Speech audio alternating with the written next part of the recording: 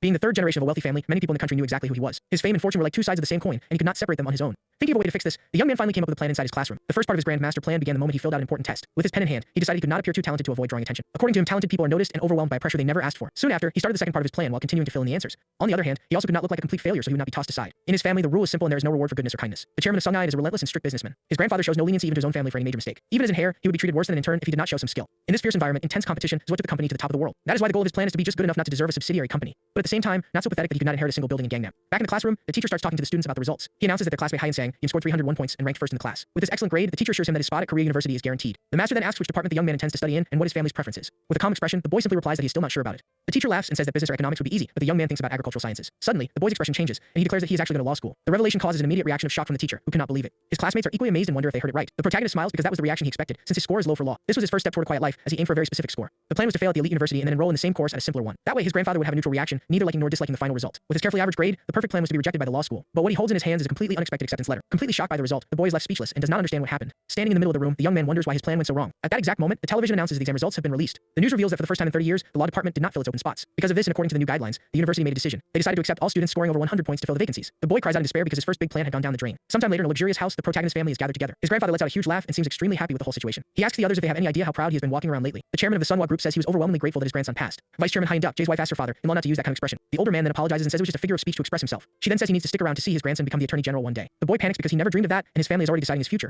The grandfather then gets annoyed and asks why his grandson would have to do something like that. The young protagonist just watches the argument unfold between his father and his grandfather. His father says that if his son is going to inherit Sunwa, the least they can do is support him. To everyone's surprise, the grandfather shouts that Sunwa does not matter, and the boy celebrates on the inside. He says that the pillar of the family cannot do something ridiculous and tells his son to be careful with what he says. Even with the confusion, the boy's parents thank the older man for thinking so highly of Sang Yun. Soon after, the grandfather and his son get ready to head back to the company office together. But before leaving, the group chairman turns around and calls his grandson for a final word. The older gentleman asks the young man if he needs anything, or if he wants some spending money. With deep respect, the boy bows and replies that everything is fine and he does not need anything. The grandfather smiles and pats his head, saying how adorable that attitude was. But what the young man really wanted was for all that suffocating attention to finally stop. Lacking the courage to say it out loud, he just thanks his grandfather and says goodbye to go inside. The young man knows that one wrong word, and even the support he has now could be taken away. His grandfather is the absolute ruler of Sungwon, and the kind of man who would do that without hesitating. Meanwhile, in a luxury car, the chairman and his son travel down the road. Sitting in the back seat, the boy's father is asked what he thinks about the situation. The chairman then clarifies that he is talking about his youngest grandson, young Sang Yun. The son replies that it's still too early since the boy just turned 20 years old. With a cold look, the older man questions if that is really what his heir thinks about the matter. Traveling through the city, the chairman calls his son Duck, Jay by name, for a serious conversation. He then asks why his son believes he runs a company of that size. The old man questions if it would be to create value for customers or to generate new jobs. Staring into nothingness, he wonders if the reason would be to contribute to society. The answer is a big no, because a company only exists to make money by buying low. Next, the chairman states that his grandson has already put that exact concept into practice. The grandfather explains that the boy took the exam with the absolute minimum effort needed to pass. He figured out the minimum score and secured the spot, something nobody ever taught him. The son still tries to argue that Sang Yun got lucky, but his father sees it differently. For the older man, if that was truly luck, he could hand the company over to his grandson right now. Completely shocked by the statement, the son calls out his father's name in desperation. The chairman believes that with that level of luck, the boy can lead Sungayan. Stepping out of the car, he says that 100 smart guys cannot beat one truly lucky guy. Once inside the building, the chairman turns around and gives a direct order to the vice chairman. He commands him to assign someone flexible and reliable to keep an eye on his grandson. The boy's father tries to argue that director Sang Moo is still too young for the task, but the chairman simply orders him to obey, saying the grandson will figure it out if he has ambition. Far away, the protagonist punches his desk and yells out in frustration over his failed plan. He ended up scoring a lot of points with his grandfather without having the slightest intention to do so. Knowing the old man, he knows it will not be a forgotten joke, and that being called the pillar is a bad thing. Slumping against the wall, his house's antique telephone starts ringing endlessly. Hesitantly, the young man answers the device and asks who is on the other end of the line. The voice introduces himself as Secretary Ju Yong-hoon, a close aide to the chairman. The young man wonders why such an important person would suddenly call him. With a forced smile, he greets Chief Ju and asks the reason for the call. On the other end of the line, the man explains that the chairman ordered a secretary for the young master. The boy agrees, but on the inside, he questions his grandfather's true intentions. With a mysterious tone, Secretary Ju says he still has one more thing to say. He reveals that the chairman also wants to give him a gift to celebrate his college admission. The news catches the protagonist by surprise, and he questions what kind of gift it would be. The secretary informs him that the young master himself should choose what he wants as a prize. Sensing his hesitation, the man says he can decide later with more time if he prefers. The boy imagines asking for something grand like an entire building just for himself. But standing in the middle of his room, he knows he cannot simply ask for just anything. With a firm and determined voice, the young man gives a negative response to the secretary. He realizes this is a test, and if he's greedy, everything he built will go down the drain. So he says he will think about it a little more and let the chairman know later. Thanking the secretary, the boy finally hangs up the call and becomes deep in thought. He needs to think of something that will not make him look like a freeloader, and that puts him at a disadvantage. Elsewhere, his family gathers, and a man comments that Sang Yun achieved something big. The young man thanks his uncle, who seems to be very happy about the college news. The oldest uncle says the boy is worth more than 10 of his useless children combined. Soon, the second uncle, Hein Soo-jae, asks why he is including his son in this story. On Hein Hee, Jae also joins the conversation and asks them to leave her son Tae-yoon out of it. The first uncle teases by saying Tae-yoon is a coward, and the other says at least he answers the phone. The woman defends him, saying he is studying, but Sang-yoon knows none of them have any high ground. His cousin, who is a year older, is at university but spends all his time at parties. If their grandfather catches him, he is in big trouble, but as long as he is not caught, nobody cares. Back at the family gathering, someone announces that the chairman is arriving at the venue. Everyone stands up out of respect, but the grandfather just tells them to sit back down. The man thanks everyone for gathering on such short notice for the conversation. Sitting at the head of the table, he begins to explain the reason for that meeting. The reason was to share the good news about his grandson Sang Yun and celebrate with everyone. The boy understands instantly that this is also yet another test from his grandfather. Clasping his hands, he knows he needs to act indifferent, as if it were no big deal. At that moment, his grandfather calls his name, and the young man answers promptly with respect. With a smile, the chairman asks if he has already heard the news from Chief Ju. He then confirms that he's going to give him a gift to celebrate his college entrance. The grandfather asks if he has thought about what he wants, while his uncles are surprised by the offer. The boy remembers that Chief Ju told him to talk to his father about the matter, but he decides there is no time to hesitate because the plan is already in motion. Firmly, the young man confirms to his grandfather that he has already thought about what he wishes to receive. The chairman smiles and, with his hands together, asks him to just say what it is he wants so much. Then, the gift he desires is revealed to be a large building located in Gangnam. His aunt and uncle's reaction of astonishment is immediate at the bold request. His other relative also cannot hide his surprise at the nephew's audacity. Even his father is left speechless upon hearing what his son just asked for. With a smirk, the boy observes everyone's reaction in the meeting room. He explains that he wants a new building for the law school at his university. The boy admits to himself that he has a hidden motive behind that request. And technically, since it is south of the Han River, the location is still within Gangnam. The chairman immediately notices his grandson's cleverness with that smart request. With a slight smile, the grandfather reflects on the request for a university building. After a moment of silence, the older man begins to laugh loudly at the table. The other family members are left entirely confused and and just let out nervous chuckles. Suddenly, the chairman stands up and says he knows exactly what he's going to do. A short time later in his office, he calls one of his employees in for a chat. Chief Ju enters the room and makes himself available for whatever the chairman needs. The grandfather then asks what boys of Sang Yun's age want the most these days. He clarifies that he does not want to know about his grandson, but rather about ordinary young men of the same age. The secretary replies that most dream of having imported cars or luxury items. The chairman agrees, as that was exactly what he expected to hear as an answer. But instead, his grandson was different and asked for a university building. Sitting in his chair, the chairman wonders if he interpreted the whole situation wrong. Elsewhere, the protagonist reads a news article about a 600 million won donation. He is satisfied because the gesture makes him look like someone who knows nothing about money. At that time, an apartment in Seoul cost 12 million, so the situation was a wash. With this, he tarnished his image as a genius for getting into college by showing he is bad with finances. Now with the first part complete, the young man gets ready to put plan B into action. The idea was to have mediocre grades and thereby lower his grandfather's expectations of him. Sometime later, a driver calls him saying the car is already waiting to take him. Inside the vehicle, the boy comments that he could go to orientation alone, but the driver disagrees. The man explains that to get to the campus by subway, he would have to hike up a mountain trail. The young man thinks it is an exaggeration and cannot believe that man is the one going to look after him. The driver then says the station's name is deceiving and is not quite as he imagines. He reveals that it merely has university in the name, but none of the students call it that. The boy is surprised and wonders how the driver knows such a specific detail. With a smile, the man introduces himself as Lee Byom, sick, and reveals he graduated from there. He says he is from the class of 71, making the young man recall a conversation. With wide eyes, the boy finally understands what his grandfather meant at dinner. The phrase was about having found yet another Sungyeon child for him to look after. The assistant adds that he has orders to help him with any problems in his studies, and the main order was specifically not to let his grades drop, ruining plan B. It turns out that last semester, he barely managed to stay at the top even while trying very hard. That was his maximum, so his perfect plan of looking mediocre had gone down the drain. With a look of despair, he sees his entire plan crumbling right in front of him. Not knowing what to do, the boy just puts his hands on his head in total frustration. Back in the car, the driver gets worried because the young master looks like a pale ghost. With a tired face, he says he is fine and asks to just continue the trip to college. Looking out the window, he concludes he will need a plan C as soon as possible. Far away, his family is still discussing the building request and his intentions. One of the uncles says the boy was always smart, but his father thinks something is wrong. Another man present at the table then asks what exactly seems so strange about it. The father finds it weird that his nephew asked to rebuild the school gate instead of getting a gift. One of the uncles questions if he should find that weird and calls him a youngster in the conversation. He explains that being generous now is a way to secure allies for the future. The other uncle counters by saying they are just kids and there's no harm in a good deed. Annoyed by the answer, the first uncle asks what he means by that conversation. The aunt then joins the discussion and says they will become allies for Do Yoon later on. She adds that a solid foundation is built from the basement up, not from the roof. The second uncle mocks everyone and says they are worrying about a building that does not even exist. He then provokes the others to worry about building their own foundations. The provocation is directed at Sung Jae, who is completely shocked by the accusation. The uncle reveals that no one can find Tae Yoon and makes a sarcastic remark about the whole situation. Full of anger, Sung Jae yells, but the other simply announces that he is already leaving. The aunt tries to calm him down and jokes that he should take home a cute new grandson. Out of patience for the conversation, the man stands up and announces that he is also departing. Alone at the table, the young man is left with an expression of pure frustration on his face. As time passes, a new year finally begins for the entire extended family. A little girl in traditional clothing wishes her grandfather a happy new year. The chairman thanks her and wishes the same to little Jin-woon, who smiles happily. The scene shows that in the Sungyeon family household, rituals are much more elaborate. The grandfather has a strict rule that everyone must eat together at the start of the year. Suddenly, the chairman calls the attention of the grandchildren, who straighten up right away. With a serious tone, he announces that he will not give the usual Happy New Year speech. He says they need to create their own blessings and set an example for the employees. With a raised voice, the oldest man asks if they all understood the important message. Immediately, all the grandchildren answer aloud with "Hi, sir," filled with fear. The look of dread on the young people's faces is clear as they answer their grandfather. At that moment, one of the grandchildren calls the chairman in a hesitant and slightly fearful way. The grandfather calls his name, and the young man named Do Yoon promptly replies yes. The chairman then orders him to step forward since he is the oldest grandson. He asks the young man to tell everyone his plans for the new year that is starting. Stuttering, the oldest cousin promises he will study very hard during the upcoming year. The chairman repeats his grandson's words with disdain while the boy tries to finish his sentence. Out of patience, the grandfather interrupts him and immediately calls the next grandson in line, named Jung Yoon. The boy panics because his cousin's stuttering has already put him at a disadvantage, and he does not know what to say. Annoyed by his grandson's attitude, the grandfather yells that it is enough and orders the next one to step up. Sang Yoon thinks that his cousin is not useless, but that his own situation is quite different. After all, he got into law at Korean University and even snagged a scholarship. This may have lessened his virtue, but it put him way ahead of the others in contribution. At that moment, the grandfather calls for Sang Yoon, and the boy knows he needs to do something grand. First, he thanks him for quickly starting the construction of the law school building. The grandfather is surprised, and the boy confirms that construction started on January 3rd. With a serious look, the chairman then asks his grandson what his plan is for the year. With everyone's attention on him, the young man finally begins to explain his plan. He says that now in college, he's going to make a lot of friends, just like everyone else does. The grandfather is curious about the answer and asks why he would do something like that. The boy explains that since he has no money, his only resource right now is people. Fortunately, he managed to get into Korea University, a place full of great talents. That is why he decided that building a massive network of friends is the best path for him. In his mind, the boy imagines his grandfather's furious reaction to that answer. He foresees his grandfather yelling that he is an arrogant kid incapable of running a company. The old man would go on telling him to go live off that building and act like an all-powerful snob. Sang Yoon was certain this would be his grandfather's reaction, but he was completely mistaken. To his surprise, the chairman smiles and says that as expected. Sang Yoon thinks deeply. The grandfather then turns to Chief Ju and comments on his grandson's impressive attitude. He laughs, saying that for a college boy, his grandson has a lot of courage, and the young man gets confused. With that, the grandfather says he can go back to his spot, but the boy goes into a panic. He thinks he cannot simply step down and accept the situation like that. Clenching his fist, he decides he needs to risk everything before it is too late for him. Wasting no time, the young man turns around and calls his grandfather again to continue the conversation. The chairman is surprised and asks if he still has anything else to say about his plan. Boldly, the young man asks his grandfather what his own plans are for the future. The other grandchildren are completely shocked by Sang Yoon's audacity in the middle of the room. All the older relatives also cannot hide their surprise at the question. The grandfather seems unable to believe what he just heard from his youngest grandson. With wide eyes, he wonders if the boy really asked to know about his plan. His uncle cannot believe it and thinks his nephew must have finally lost his mind. The cousins agree and cannot understand how he dares to speak to the chairman like that. Sang Yoon's parents also become worried about their son's attitude in front of everyone. The boy thinks that with this attitude, his image will finally be ruined within the family. But right after, he regrets it and thinks that maybe he took it a bit too far. After a tense silence, the chairman lets out a soft sigh and looks deep in thought. Suddenly, the grandfather bursts into loud laughter, surprising everyone in the room. The boy is left completely confused, not understanding his grandfather's reaction. Still laughing, the chairman remarks that his grandson wants to know his grand plan. Secretary Ju says he was thinking the same thing, and the grandfather agrees that the time has come. With a confident smile, the chairman says he is going to tell his grandson his plan. But he notes that he cannot do it right there, and that Chief Ju will be in touch. He invites him to go to the company so he can reveal everything he is planning. The family's reaction is immediate, and everyone turns to the boy's father with anger. He just asks what is going on while being glared at by everyone in the room. A man then stands up and, with a trembling voice, tries to get the chairman's attention. The grandfather yells furiously that he should not be called chairman, but grandfather. The man apologizes and says he also wants to know about the grand plan for the future. With clenched teeth, the grandfather reminds them that he has always told him something very important. He shouts that you only get a reward when you are willing to take the leap. The chairman points to his grandson and says he was the only one qualified to listen. The boy panics because he does not understand how everything is working out so well for him. In his room, he receives news of a meeting and wonders what the reason for it is. His assistant says he got a message to take him on the first Wednesday of the month. The young man is shocked to learn that the order came directly from the chairman himself. The grandfather's reply was that he would talk about the company's future at the management meeting. Knowing this, the young man decides he cannot stand still and needs to prepare for it. Without wasting time, the boy calls his assistant to give some important orders. He warns that the man is going to be swamped with work, and the assistant readily agrees. The young man asks for a report on all the subsidiaries and a summary of the past 10 years. The order is to focus on what worked and on the major issues for him to analyze.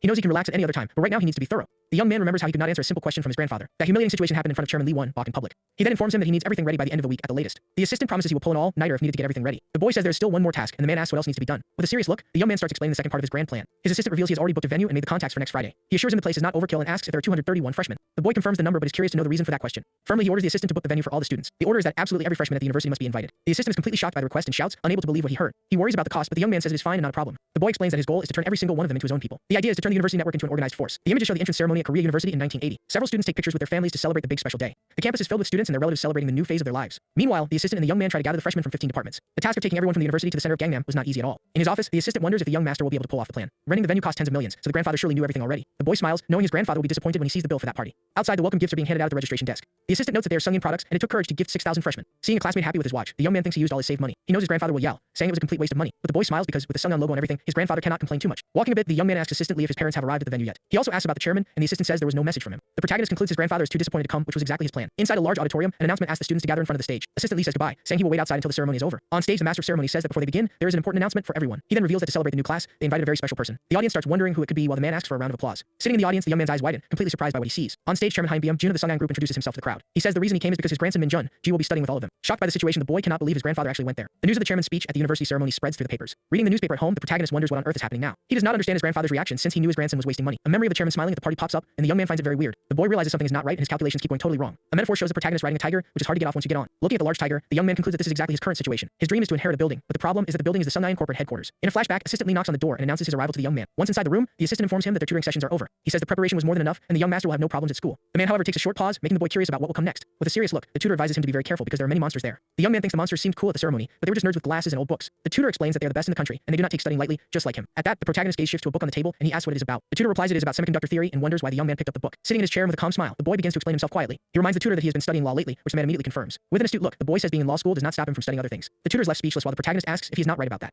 The young man reveals his plan to invite upperclassmen from other majors to teach him as well. The scene shifts, showing that the electronics market was divided between Zhonggang and Guzan. Sungin sales were very poor, and their rivals' growth was quite alarming. Soon the rivals surpassed Sungin in stores, which was a total humiliation for the company. If the chairman found out about the situation, it would definitely be the end for those responsible. That is why the day of the meeting with the chairman felt like Mr. Lim Do won't fare well. Suddenly the phone on his desk rings, giving the man a big scare from the noise. With trembling hands, the company president answers the call without knowing who it could be. On the other end of the line, assistant manager Lee Byum-sik introduces himself formally. Mr. Lim is confused while the manager asks to visit him to discuss a few requests. Sometime later, assistant Lee arrives at the office and introduces himself again to the president. The man invites him to sit and wonders what the subject of that visit could be. Wasting no time, the assistant places a green covered book on the office desk. Manager Lee says it is a book on semiconductor theory, and Mr. Lim nods. Next, the visitor reveals he came to ask for a favor related to that book. He explains that young master Sang Yoon wants to study the book and needs some help. The request is for him to find employees who can explain semiconductor theory well. Panicking, the president wonders if this is a way of telling him to take the vice chairman's side. He remembers that with the chairman aging, a succession battle has started between the sons. Behind the scenes, the company presidents compete to pick a side to support. Mr. Lim thinks that using the young master to make the request was a very safe approach. The scene returns to the protagonist when a man asks how he solved the 10th question. The young man looks confused by the question and says the problem was actually quite easy to solve. The man is surprised because not even the club's team managed to get the 10th question right. He then asks if the boy has been studying for a long time, but the answer is that it has only been a week. The revelation leaves the man open-mouthed, and he praises the boy, saying that is incredible. With a smile, the young man thinks it was no big deal and does not understand all the fuss. But the boy panics imagining what would happen if his grandfather heard rumors about him being a genius. Meanwhile, President Lim congratulates him and notes that the young man is still there in the study room. The president takes the opportunity to say he has a question, and the boy tells him to go ahead. The man questions why he chose semiconductors when there are so many other profitable fields. With a confident smile, the protagonist answers with the words light, thin, short, and small. He explains that this means compact, light, and highly precise technology for the future. According to the boy, Korea grew with heavy industry, and the conglomerates followed that path. But he believes the industry needs to change, and semiconductor technology is the future. President Lim concludes that the young man believes the path to success lies in semiconductors.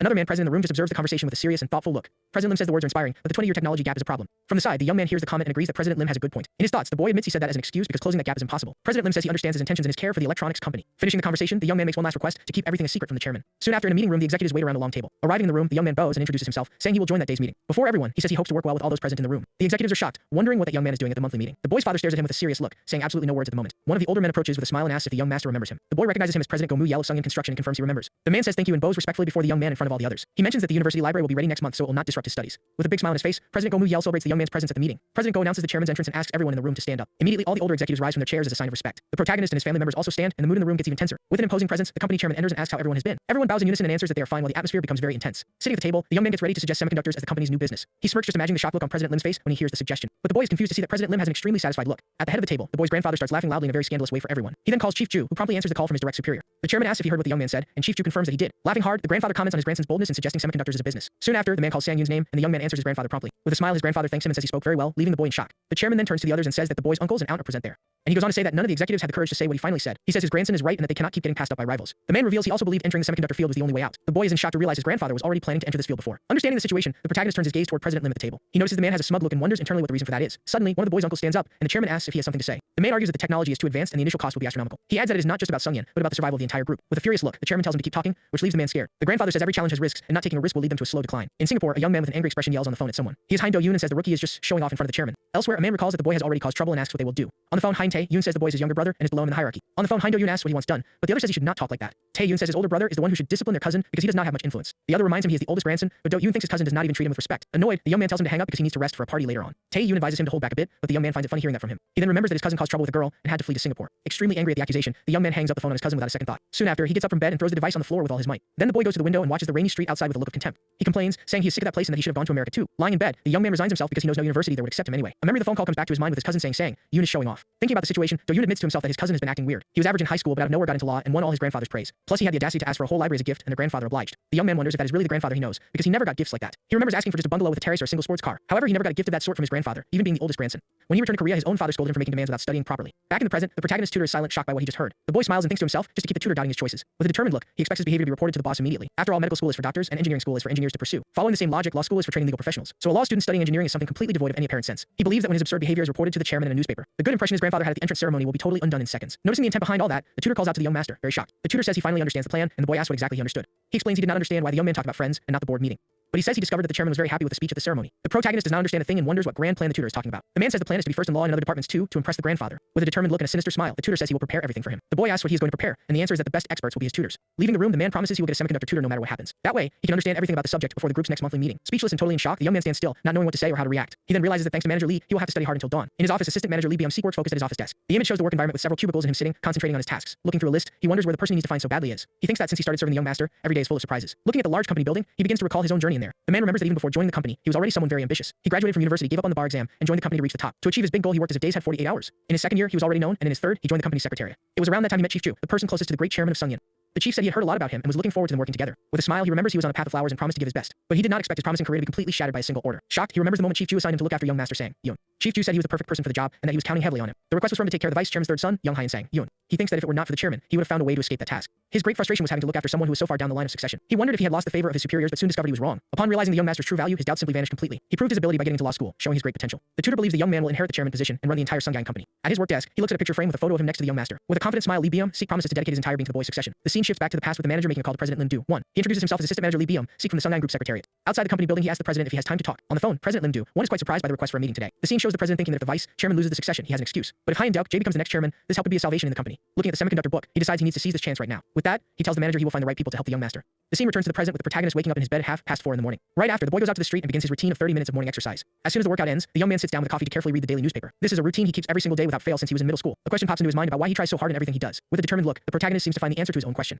The image of his grandfather with a terrifying look comes to his mind as a huge motivation. He just needs to pretend to be a model citizen until he gets a building to live off the rent. At that moment, assistant manager Lee arrives, and the young master asks him to come into the room. The manager walks in super excited, saying good morning, and the boy replies much more calmly. The tutor rushes him so they won't be late, and the young man wonders why he is so energetic. The scene then shows Sungyan Electronics headquarters too, where they were going to have the meeting. Arriving there, President Lim welcomes them with an exaggerated bow, bidding them welcome. The protagonist is surprised by the reception and asks the president what he is doing there. He says he gathered some employees to help with his semiconductor studies. President Lim says he will stay just for a moment and asks the others to introduce themselves to the young man. Manager So Bang Hwa introduces himself as a senior member of the study group and bows. Next, another man introduces himself as manager Go Hak Jun from the management department. Finally, a woman and man introduce themselves as a manager and an employee from other departments. The young man then introduces himself to the group and says it is a pleasure to meet everyone there. Soon after, the boy reveals that before they begin, he has a small favor to ask everyone. He says he is there to learn and asks to be treated like an ordinary student without pressure. President Lim agrees with a smile but almost calls him young master without realizing it. With a serious look, the protagonist says the title of young master also makes him uncomfortable. He then politely asks everyone to just call him Sang Yoon to make things easier. President Lim loves the idea and manager Lee thinks about how eager the young master is to learn. Manager So starts the first lesson and corrects himself mid-sentence to call him Sang Yoon. He explains that to gauge the boy's knowledge level, they will start with a simple test. To keep him from feeling uncomfortable, all the other employees will also take the test. The manager says there are 10 questions with a 30-minute time limit for everyone. With everything ready, he gives the signal for everyone to begin the test, and the young man takes his sheet. Upon reading the questions, the boy's eyes widen as he realizes something very unexpected about the test. The questions are extremely difficult, but the young man wonders why it all seems so easy. He thinks that if he had known this, he would have studied less, and now he wonders what he should do. With a determined look, the boy decides he just needs to get an average score. Just like in the aptitude test, he will purposely get a few wrong to look like an average student. Time is up, and manager So stands up to announce the results for all participants. He says he will begin announcing the scores, starting with the lowest score among all of them. Manager Lee admits he didn't understand a thing, and the instructor says it's normal since it's not his field. In first place was manager Go with 90 points, which makes him quite satisfied. Manager Cho and employee Kim were right behind with a score of 80 points. With a small smile on his face, the instructor pauses before announcing the final result. He then reveals that Sang Yoon achieved a score of 70 points on his initial test. Everyone congratulates him on the good result for his first time, and the young man thanks everyone. The boy notices the weird expression on President Lim's face, who cheers enthusiastically. With an evil smile, he thinks this was exactly the reaction he so badly wanted to see. The young man celebrates that his effort paid off, but the instructor calls him with a confused expression. With a shocked face, manager So calls out to the boy, who asks what the problem is now. He points to the last question and says it has a fail rate of over 90% in college. The instructor is in shock and asks how he managed to solve such a complex question. A memory of President Lin laughing and promising to take the secret to the grave pops into his mind. In the grandfather's room, Chief Chu says the young man asked to keep everything a secret that day. The chairman then dismisses him, and the man bows deeply, wishing his boss a good day. Right after the man leaves the room, Chief Chu closes the door, leaving the chairman alone. As soon as the door closes, the Sungyun chairman begins to laugh out loud. He says his grandson studies for the company and not just for school, which Chief Chu agrees with. The grandfather finds it curious that he got the easy ones wrong and the hard one right, but his assistant says it is a coincidence. Turning his back, the man says he could think that way if it were anyone else. With a firm step, he states that with his grandson, the story is completely different. He says the boy does not rely on luck and that his talent might fool others, but not him. With a satisfied smile, the chairman begins talking about the group's next monthly meeting. He suggests that young Sang Yoon attend and say a few words, leaving his chief surprised. The assistant asks if he is serious, and the man confirms, already looking forward to the moment. With a wide smile, the grandfather can hardly wait to see what his grandson will say to shake things up. Elsewhere, an old alarm clock starts ringing very loudly in the protagonist's room. With a quick movement, the boy turns off the noise so he can start another day of his routine. The young man stretches in bed and thinks that today's schedule will be even tighter. Already dressed to go, manager Lee greets him with a super upbeat and energetic good morning. Inside the car, the boy reads the paper and thinks about his packed day with studies and the monthly meeting. As they travel down the highway, he remembers asking manager Lee to change his schedule. They arrive at a warehouse, and the group wonders why they are meeting in such a place. The protagonist and his manager enter the location to find out what is going on inside. As they walk through the door, both are completely shocked by what they see indoors. The place that looked like an old warehouse was actually very luxurious and well decorated inside. A man calls out to them, and manager Lee says he will wait outside while he goes in. The boy asks if he's reporter Won Dong-shik, and the man confirms, inviting him to sit. The reporter starts addressing him formally, but the young man asks him to just call him Sang Yoon. The journalist asks the reason he suddenly accepted the interview request. The man says that when a rich family meets with a reporter, it is for one of two reasons: either to promote themselves or to hide something they do not want the public to know. The boy insists he is there just to talk about his studies because he is only a college student. The reporter reminds him he is also a young master of a very rich and powerful family. He says people want a story about a smart, rich young man, and not just about studies. Sipping his coffee, the protagonist agrees the reporter is not wrong in his analysis. He knows that if he were not from the family he is, he would not be there nor giving an interview. The journalist notices a book on the table, and the young man confirms he is a law student like he knew. The boy shows the book and explains it is material on semiconductor theory. His plan was to show the reporter which book he was studying so it would make the news. When the article gets published, it will signal that Sungyun is entering the semiconductor business. He knows that leaking this information on his own will hurt his standing within the family. Although it seems risky, he believes that if he is accused of leaking a company secret, he can simply play dumb and say he has no influence over the group's strategies. The reporter asks if he can treat that as an official statement, and the young man agrees. The man warns him he might regret this, but the young man does not seem fazed by it. The journalist insists the news will spread, and the protagonist says he knows and does not care. The boy reveals that if he were not a reporter, he would not even have met with him to begin with. The journalist is quiet for a moment, surprised by the young man's attitude in front of him. With a smile, he admits he did not expect much, that the boy is more interesting than he thought. The man realizes the young man is not just there for a simple interview about college. Both realize they want something from each other, and the reporter asks what the plan is. The plan is simple: one provides the scoop, and the other writes the article he wants. With a smile on his face, the protagonist holds out his hand and asks what he thinks of the deal. The reporter thinks for a moment with his eyes closed before making his final decision. He accepts the deal and shakes the young man's hand, who congratulates him on his wise choice. The man says having a reporter by his side will be of great help for his future plans. The scene changes, showing the imposing Sunnyang Group building on a sunny and busy day. Several black cars and executives are at the building's entrance waiting for the meeting to begin. Arriving at the meeting room door, the protagonist gets ready for the most awaited moment. With his hand on the doorknob, he knows that every word spoken there will have a major impact on his future. The young man thinks there are two paths ahead for his future at that decisive moment. Either he inherits some buildings in Gangnam and lives peacefully forever without any worries. The assessment of Chairman Hyun Byung-jin, who watches his every move, is what matters most. This assessment will decide not only the meeting's outcome but also his entire future. With an evil smile on his face, he thinks he must never become the company chairman. Meanwhile, in the meeting, the chairman cleans his glasses in silence, and the mood gets tense. The other company executives wait anxiously in total silence for the conversation to start. Suddenly, the chairman calls out the name Gomu Yao loudly, startling the man. Promptly, the executive stands up and answers his boss's call very attentively. The boss questions how his contract performance improved so much this year compared to the last. The man explains they found a new business opportunity in another sector. With a very serious look, the company chairman asks exactly how that happened. He reveals that the university library contract increased requests from other colleges. The chairman then asks if by doing that he ended up straying from the company's main path. The executive replies that the path does not matter much as long as they reach Seoul. The boss says he reached Gyeonggi, which is a good start, but it is still not ideal. He then orders the man to work even harder to manage to reach Seoul this year.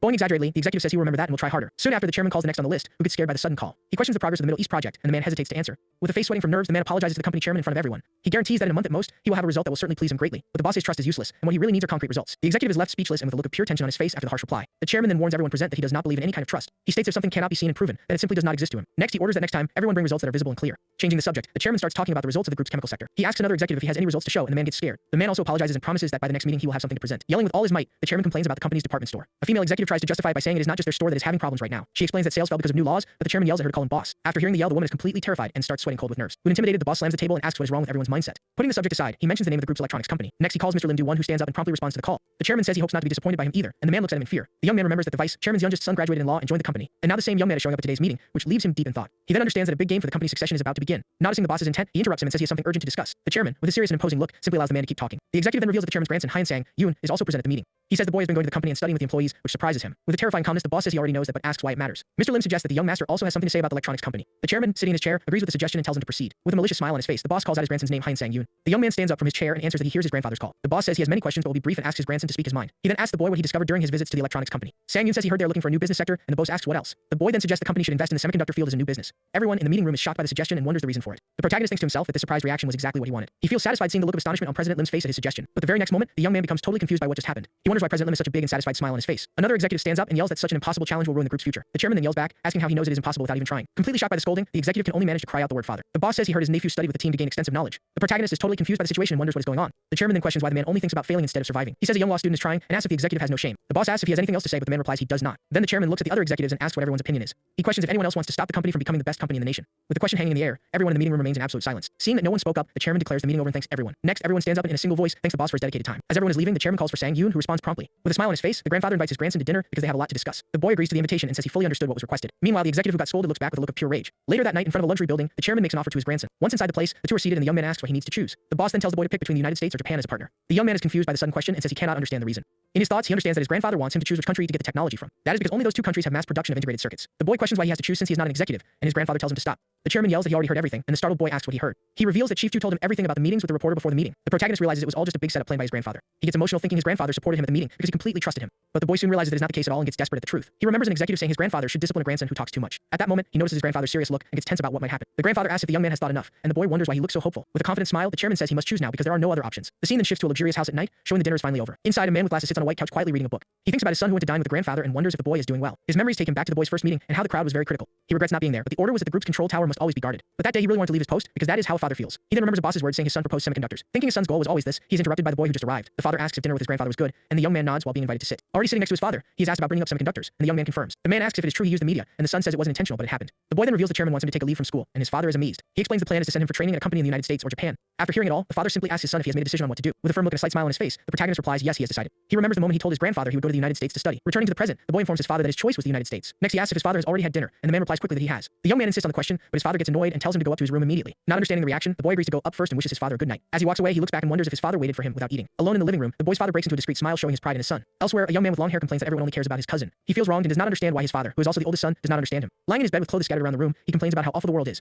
With an angry look, he thinks that kid is definitely up to something. But right after, he gives up caring about it while a broken phone is shown. The next morning in front of the large company building, a voice wishes saying, "Yuna, good morning." Once in the office, he is greeted by President Lim and replies to the good morning greeting. The boss shows that their club now has an official name as the Semiconductor Task Force. Everyone has become an official member, and the protagonist was added to the team as a trainee. With everyone gathered in a meeting room, the manager asks everyone to sit. The boy thinks they might call him a nepotist, but he does not care because it is all part of his plan. He believes the situation is an opportunity to lower everyone's expectations of him. One of the managers suggests starting by looking for companies that could transfer technology to them. The team starts discussing options, but the first suggestions are discarded because they already have partners. A man despairs at the suggestion of approaching the world's largest computer manufacturer. A female executive explains that this company is not accepting partners after an espionage scandal. She concludes they will not accept any Asian company, and the boy who suggested it gets embarrassed. The protagonist gets annoyed because he wanted to be the one to give that bad suggestion, but is interrupted. Seeing his reaction, one of the managers invites him to share his ideas with the rest of the group. Another team member mocks the previous idea and encourages the young man to give a better suggestion. The boy thinks he needs to give the most ridiculous and incorrect answer he can imagine. He begins by saying the mentioned companies focus on production and not technology research. A manager agrees with the statement, and the boy continues saying their competitors did the same. With a confident smile on his face, the protagonist then suggests they do the exact opposite. The manager is confused by the suggestion and asks the young man what he means by the opposite. The boy suggests approaching the laboratory that developed the foundation of semiconductors for a partnership. He argues that while production is important, the original technology is much more valuable. He asks for everyone's opinion while thinking his idea is obviously complete nonsense. His team members start laughing and say that although he is ambitious, he went too far. The manager smiles awkwardly and says the young man's idea will unfortunately be a bit difficult. But suddenly, everyone's reaction changes and they start enthusiastically applauding the idea. The manager gets super excited and says this is what was expected of Mr. Sang, Yoon.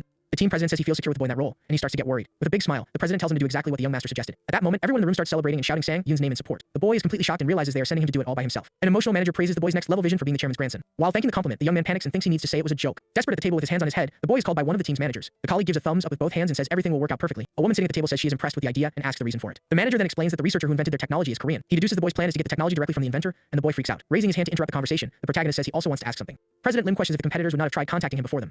The other manager nods thoughtfully and says there must be a reason they have not tried. Punching the air, the boy stands up and says that was exactly the point he wanted to raise. But one of the managers gives a half smile and says that will not be a problem at all. He claims to be certain the young man has already considered that fact in his plan, and the boy is shocked. President Lim says they should trust and follow the boy's lead because he believes in him. With that, everyone in the room starts clapping and cheering while the young man despairs. He realizes that now, not only is he going to the United States, but he will also have to do business. But then a new idea pops into his mind, and he wonders why he did not think of it earlier. The boy understands he can simply go there and fail the mission to recruit the doctor. Standing up from his chair with confidence, he says that since everyone trusts him so much, the boy promises he will make it happen, thinking the disappointment will be greater because of the expectation. One of the managers cries with emotion and shouts he knew he could count on the young master. Smiling, he thinks about turning a crisis into an opportunity and asks for the support of his seniors. The scene then takes us to a house in New Jersey in the United States at night. A man on the phone says he will not accept an agreement without a guarantee for scientific research. He then says goodbye to the person on the line and hangs up the rotary phone with a click. This is Dr. Chu Young-dae, who complains that large companies always say the same thing. He remembers he received offers from his home country with proposals for high positions in stocks, but his only question for them was about the budget and the team for basic research. The answer he got was that mass production was more urgent than research at the moment. He regrets that nobody said what he wanted to hear while standing in a Korean airport. He laments the situation because he really wanted to do the right thing if it were possible for him. In his thoughts, he believes that basic research is the cornerstone of everything. For him, this foundation needs to be strong because only then will it be possible to look to the future. At that, he remembers that the semiconductor company GTC was very clear in its proposal. The company offered a director position at a laboratory with a $1 billion budget. But the problem is that it is a Japanese company, which makes him hesitate to accept. He wished a Korean company would make a better offer when his phone rings.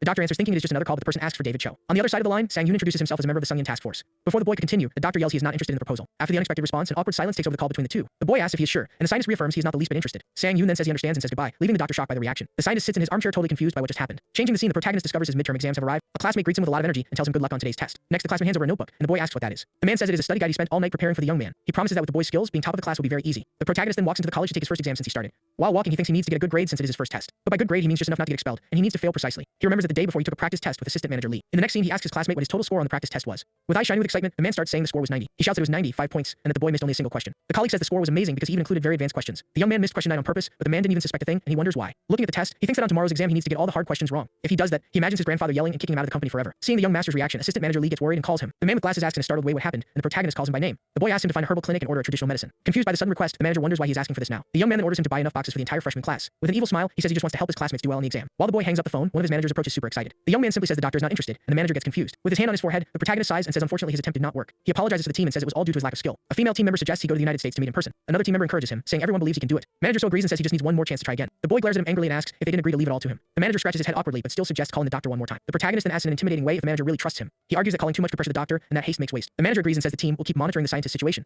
With an evil smile, the boy thinks he had no intention of making it work from the start. He knows if he wanted to save the project, he would have gone to the United States to recruit the doctor. But instead he was just polite enough to get rejected in a single phone call. His only goal since the beginning of this whole crazy project was just one of failure. Meanwhile, Dr. Cho holds the phone and wonders what that call was about. The scientist is shocked by what just happened and cannot believe what he heard. With wide eyes, he thinks he should be angry about the situation, but he's not. He remembers how Korean companies always hesitated when talking about real research. But this young man was different and hung up at the first refusal, which left him very intrigued. He wonders if all that confidence is due to a more American business style. Interested, he decides he needs to research more about this company called Sungyun. A few days later, the scene returns to the Semiconductor Task Force office. At his office desk, the protagonist is focused on his work when he is interrupted. Manager so comes running in and shouting for the young master, startling everyone there. The boy scolds him for not calling him an associate and asks what happened that was so urgent. Grinning from ear to ear, the manager says he has great news to share. The protagonist is surprised and wonders what kind of great news he could possibly have. He thinks to himself that if the news is really good, then something went very wrong. Other team members approach and say they just received word from the doctor. The news is that the scientist is interested in signing a contract with their company. The boy is in shock and cannot believe the task force actually succeeded. Everyone in the room starts celebrating and saying it was all thanks to the associate's achievement. One of them says the young man is the future of the team and that he is everyone's hope. Another super excited colleague shouts he always believed the boy could achieve such a feat. With tears in his eyes, manager so says the young master worked very hard for this. In a panic, the protagonist wonders why the doctor would come if he never invited him. The manager then reveals the scientist requested some very demanding conditions to accept. The first condition is that the company establish a semiconductor research institute. The manager says the second condition might be a bit too much, and the boy tells him to speak up. He wants an annual research budget of $5 million for 10 years, which shocks the manager. The man turns to the surprised protagonist, but he just says that is perfect. With a smirk, the young man says he will accept the conditions and take the responsibility. He thinks he cannot believe things are working out so well for his plan to go bankrupt. He sees this as a golden opportunity to lose $50 million over 10 years. Elsewhere, a rival company's president gets angry upon hearing the doctor is going to Sungyun. The vice president says it is not finalized yet and still needs the boss's approval. President Park Byung-sik asks if they can still bring the doctor in but receives a negative answer. Angrily, he stands up and yells that this means the scientist is really going to their rival. He asks about Vikram, but the answer is they demand huge royalty payments. The president gets frustrated with the situation and does not know what to do to solve the problem. He regrets not being able to build a Korean company with the doctor because of the shareholders.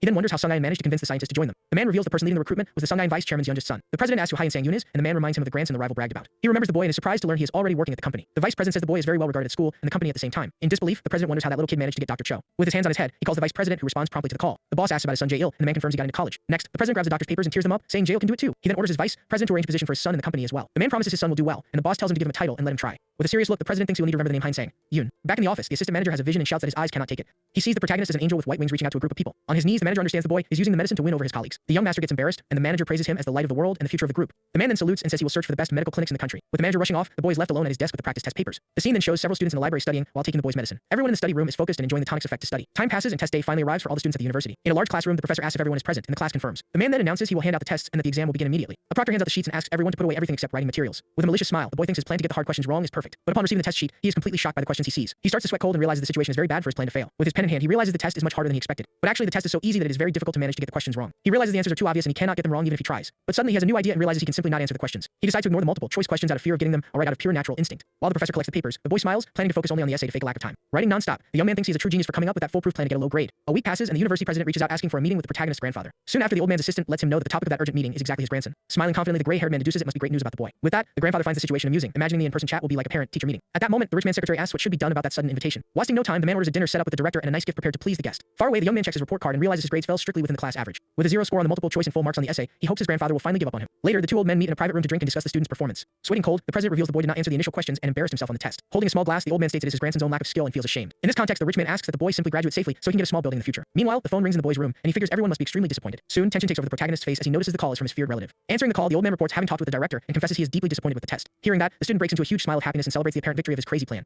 Bathed in dramatic lighting, the boy celebrates internally for finally hearing words of rejection from his family member. Faking sadness, he covers his face and apologizes while the old man yells furiously on the other end of the line. Smiling subtly, the young man says he has no excuses and claims he does not deserve the position he currently holds. Right after, the grandfather tells the grandson to be quiet and says the university director told him all the details. The mood gets even heavier when the old man reveals the test answers were far beyond the level of a freshman. Shocked by the revelation, the boy holds his own head upon finding out he was called a rare talent in the legal world. Sweating in despair, the protagonist does not understand the situation while his relative asks when he had time to study. Completely frozen and unable to react, the boy stutters on the phone trying to find some excuse for that mess. With wide eyes, the grandfather yells at the top of his lungs, assuring he will never let his grandson pursue a career in law. Faced with this, the young man's world shatters like broken glass upon hearing he will be forced to take over the company for good. Falling to his knees on the floor, the boy cries comically, lamenting the failure of his dream of just getting a building. Regaining his posture, the young man denies finding the semiconductor project boring and assures he is not forcing himself to please him. On the other end of the line, the old man questions if the boy planned to leave that old guy running the company totally alone. Through tears, the boy explains he has zero interest in becoming a prosecutor or judge like his relative was imagining. Pleased with the answer, the rich man praises the attitude of focusing on the essay just to protect the family's pride on the exam. Not understanding anything, the student hears that the college director thought he left the questions blank out of pure kindness. Laughing hard, the gentleman with glasses confesses he was dying of embarrassment, seeing how happy that man was with the situation. Downing a glass of liquor, the company leader states angrily that he would never let his own grandson become a hero of justice. Overflowing with fury in his eyes, the older man decrees that the boy will stay in the family business with no exceptions. Clenching his teeth, he demands total obedience and tells the boy never again to do things that make him look like a fool. Crying buckets, the protagonist promises to keep that in mind while the old man nods satisfied with that submissive answer. Being released from the tense call, the young man wishes grandfather a quiet day and finally hangs up the phone with deep sadness. With that, a heavy silence fills the room, and the boy stands still staring at the phone with a feeling of total defeat. Letting out a long sigh of exhaustion, the student lowers his head as he looks again at that disastrous report card on the desk. He concludes the result of that test, where he only answered the written part, was a completely absurd catastrophe. Instead of disappointing everyone, he feels he ended up becoming the perfect prey for the big shots controlling his future. Drawing a big red X over man's resume, the young man accepts that his operation to sabotage the exams failed. With a serious expression, the boy focuses on the photo of that mustached employee and decides he will need to find another way. Days later, the failed tests are forgotten, and the inauguration ceremony for the new library happens without a hitch. Wearing academic robes, the old man smiles as he receives an honorary doctorate from the university for donating student scholarships. The big problem arises when crazy rumors spread around campus saying the protagonist is a genius at S's. Confused by the gossip, one of the students with glasses wonders why someone so smart would skip the multiple choice questions. Knowing nothing, the class concludes the young man left the test blanks so he would not steal scholarship spots from the poor students. Being treated like a true divine saint, the Hare realizes the misunderstandings have totally spiraled out of his control. Walking through college, the boy sweats cold noticing his classmates admiring him as if he were an untouchable deity. Making things worse, the teachers and even the director start looking at the boy with an affection that leaves him feeling very suffocated. Holding his relative's valuable honorary diploma, the college student regrets falling for that cunning chairman's scheme. Determined to ignore this tense campus atmosphere, he focuses on the marked calendar and gets ready for tomorrow's big event. The next morning, the sun shines bright in the blue sky while a large commercial airplane flies over the international airport. Inside the busy concourse, several passengers walk with their luggage after arriving on a long international flight. Waiting near the exit, the young man and his secretary hold a welcome sign to pick up a mysterious guest. Still waiting at the airport, the assistant looks aside and asks permission to ask the young man a small question. With a tone of concern, the employee questions if that schedule isn't too tight for the newly arrived guest. The man with glasses suggests letting the doctor rest at the hotel today because of the long flight time to the country. Denying the idea, the boy argues the guest has already had enough time to relax on the plane and needs to get to work. Closing his eyes, the protagonist states the expert is a very valuable visitor and must be put to good use. To ensure the visit's failure, the Hare prepared a packed schedule before the man even recovers from jet lag. This way, the worker will not have a single second of pause as soon as he steps outside the airport concourse. The evil plan includes endless business meetings until they finally arrive at the house set up for the doctor. Playing to keep everything under control, the student smiles imagining the extreme exhaustion he will cause the older man. Besides, the expert's arrival was supposed to be a grand event with reporters and giant welcome banners. However, the actual reception has only the Hare intern and his loyal assistant manager holding a simple sign. In the boy's mind, the veteran employee would freak out with anger seeing an inexperienced kid overworking him. The delusion continues with the older gentleman demanding respect and complaining about the lack of consideration for not having downtime. Right after, the illusion shows the genius running for a taxi and threatening to return to America because of the abusive itinerary. Having this perfect scene in mind, the boy flashes a malicious smile thinking his sabotage strategy is flawless. But his imagination is cut short when the secretary announces the famous doctor has just crossed the arrival gates. Wearing a yellow sweater, the mustached researcher walks dragging his suitcase while trying to understand his surroundings. Waving his hand, the manager calls the guest over and thanks him for making such a long trip to work with them. Greeting the newcomer, the employee says it is an honor to receive him and notes they had only spoken on the phone before. Taking the lead, the student flashes a friendly smile and formally introduces himself, saying it is a pleasure to meet him. Reaching out very politely, the newcomer accepts the college student's friendly handshake. The scientist states his full name while the protagonist congratulates the researcher for finally returning to the country. Observing the nearly empty place, the expert finds the silence strange and asks if only the two of them came for the reception. Showing no guilt, the Hare confirms the situation, claiming they decided to skip the ceremony because they were short on time.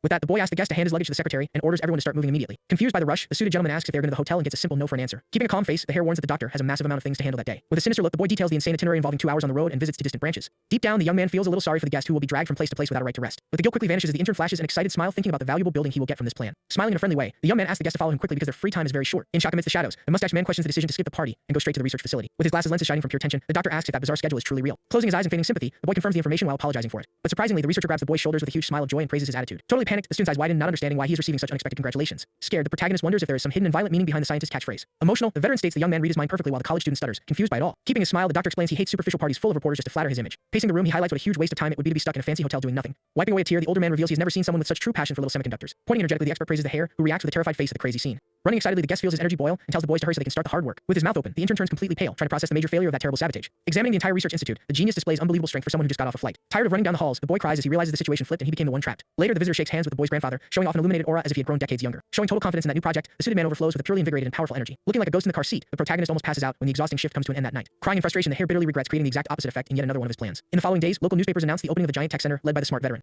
Dominating the top of the national market, the two biggest rival companies observe the sudden movement in the electronic sector. However, these competing corporations lack the advanced technology needed to design the most modern parts. Under pressure in the economic landscape, the giants open briefcases full of cash to buy out smaller companies. Laughing out of desperation, the executives of the corporations end up relying entirely on scientific advancement coming from the outside. Surfing the wave of success, the brilliant director takes the boy's family company to the top of the tech battle. Wearing a varsity jacket, the college student understands the innovation department has permanently slipped from his hands. Walking near the college's grand gate, the boy realizes internally that he has no more room for new slip-ups. Imagining an entire building getting destroyed, he fears losing his beautiful inheritance if he makes a fatal mistake against the actual company. Sighing in frustration on the sidewalk, the rich boy bans the technological sabotage and quickly looks for another urgent way out. Noticing a large decorative banner up high, the boy wonders about the university event taking place. With students walking happily through the booths, the protagonist notes the institution indeed has its own party. Shortly after, his friend with glasses tells the boy not to get his hopes up about that celebration on campus. Try to understand what he meant, the other friend thinks it should be fun while the taller one pities his innocence. Holding up 3 fingers, the young man asks if his buddy has never heard of the 3 biggest idiots at that university. Being quite informative, he explains the first type of idiot is the one who gets off at the college's own train station. Continuing the list, the second case involves annoying students who love to brag about being top of their class in high school. Finally, the boy points out the third category is made up of people who take this festival way too seriously. Laughing at the situation, the buddy defends the party while hearing that last year they just grilled meat and left. Walking calmly, the Hare agrees that people like that exist and reinforces his total lack of interest in the event. Sometime later, the professor calls roll in a large classroom full of seated students. Raising his hand calmly, the protagonist confirms his attendance as soon as he hears the man say his name. Then the educator announces the director wants to have dinner with the boy after class, and the boy is quite surprised by the invite. Sweating cold, the young man hears the whispers of his classmates who think the event is a complete novelty on campus. Overcome with extreme irritation, the rich college student closes his eyes and mentally wonders when they will leave him alone.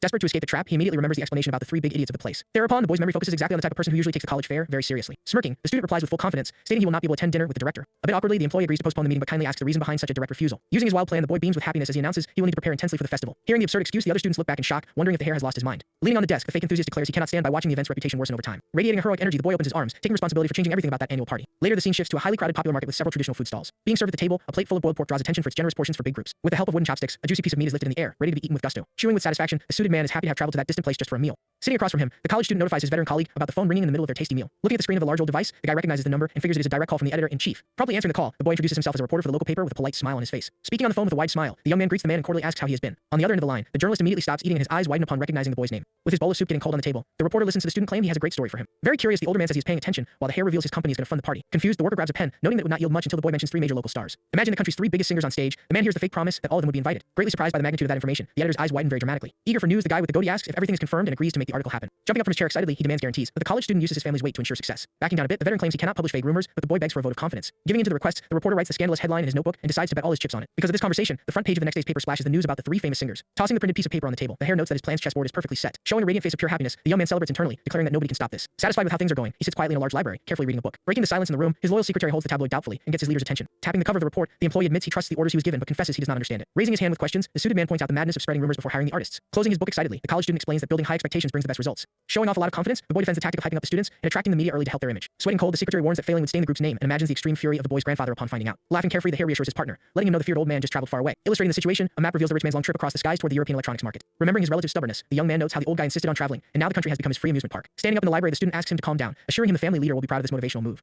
Clenching his fist firmly, he gives a speech about the importance of balancing hard work with really fun parties. Quickly, the excited expression vanishes, making way for a cold look as the boy admits the absurdity of his own lies. Watching television with his relative in the past, the boy noticed the leader does not care about bands or college events. Having a calculating mind, the hare predicts that the main focus right now is to watch the gossip grow until it spins out of control. Imagining his grandfather's shock over in Europe, the young man hopes the rich guy finds out about the party mess and pushes him away for good. Thus, the illusion shows the relative ranting furiously to kick the student out for focusing only on parties. Bads in a green light, the hare cracks a dark smile, fully certain that this would be the leader's reaction. Returning to reality, the protagonist notices his secretary's weird look and admits he went overboard with his new trick. Quickly changing the subject, the boy announces he will walk down to the campus to take a detailed look at the big event's locations. Grabbing his backpack, the student tells the employee to book the artist on behalf of the company, leaving the man quite shocked. Smiling cynically, the college student says he would love to handle the paperwork but claims he has no free time for it. Showing all his cunning, he argues the singer's agencies will feel much more honored getting the call. Very worried, the secretary points out that using the corporate name without the rich man's approval would be extremely dangerous. Tapping his colleague's shoulder, the boy insists the task suits his position perfectly since it involves important external affairs. Giving a thumbs up, the boy praises the veteran, calling him the office's great ace and reinforcing his trust in his work. Opening the door to leave, the hare dumps the problem, thinking the man will need to pull off pure magic in 1 week. With a massive smile on his face, the protagonist mentally wishes good luck for the success of that poor assistant manager. With absolutely no reaction, the man with glasses stands totally paralyzed in the empty room, absorbing the shock of the door slamming shut. Out of his companion's sight, the student walks down the dark hallway flashing a diabolical smile over his sly tactic.